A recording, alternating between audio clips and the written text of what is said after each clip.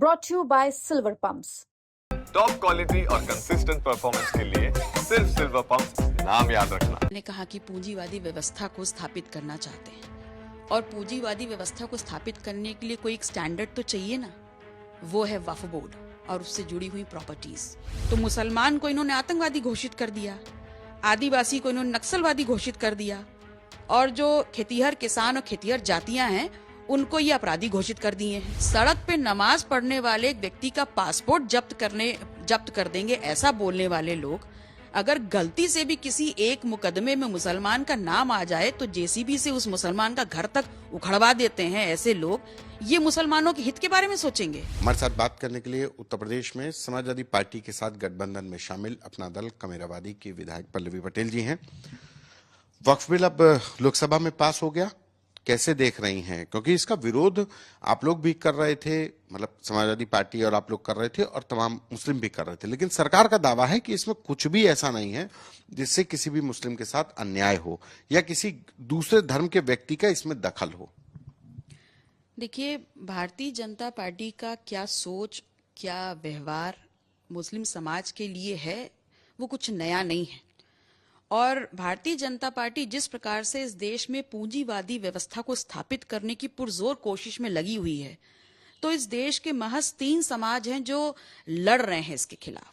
एक मुसलमान समाज, एक आदिवासी समाज और एक पिछड़ा वर्ग के लोग। पिछड़ा वर्ग के लोग वो जो खेतीहर जातियां कहलाती हैं, जिसको हम किसान कहते हैं। तो मुसलमान को इन्होंने आतंकवादी घोषित कर दिया, आदिवासी को इन्होंने नक्सलवादी घोषित कर दिया और जो खेतीहर किसान और खेतीहर जातियां हैं उनको ये अपराधी घोषित कर दिए हैं। तो अब ये वक्त आ गया है कि मुसलमान तो विशेष रूप से, मैं अपील करूंगी आपके माध्यम से कि मुसलमान समाज तो विशेष रूप से इस बात का पुनर्विचार करे कि उसका नेता, नेतृत्व और मुद्दे क्या होंगे, क्योंकि अगर भारतीय जनता पार्टी से उनको लड़ना है और जीतना है तो पुनर्विचार तो जरूर करना होगा। आपको लगता है कि वक्फ बिल के आ जाने से क्या बदलाव होगा? क्या महसूस करती हैं कि वक्फ बिल के आने से मतलब वक्फ की प्रॉपर्टीज को लेकर के सरकार तो कहती है कि हम उसको रेगुलेट करेंगे, उसमें जो करप्शन है उसको खत्म करेंगे। देखिए, मैंने कहा कि पूंजीवादी व्यवस्था को स्थापित करना चाहते हैं और पूंजीवादी व्यवस्था को स्थापित करने के लिए कोई एक स्टैंडर्ड तो चाहिए ना, वो है वक्फ बोर्ड और उससे जुड़ी हुई प्रॉपर्टीज। और ये लोग मुसलमानों के बारे में कब से सोचने लग गए? सड़क पे नमाज पढ़ने वाले एक व्यक्ति का पासपोर्ट जब्त कर देंगे ऐसा बोलने वाले लोग अगर गलती से भी किसी एक मुकदमे में मुसलमान का नाम आ जाए तो जेसीबी से उस मुसलमान का घर तक उखड़वा देते हैं। ऐसे लोग ये मुसलमानों के हित के बारे में सोचेंगे? क्या मजाक की बात है ये? आपको लगता है कि मुसलमानों के हित की बात नहीं हो रही है इसमें? नहीं, मुझे तो बिल्कुल नहीं लग रहा। कभी स्थापित ही नहीं किया, कभी इन्होंने साबित ही नहीं किया कि मुसलमानों के हित की बात की है।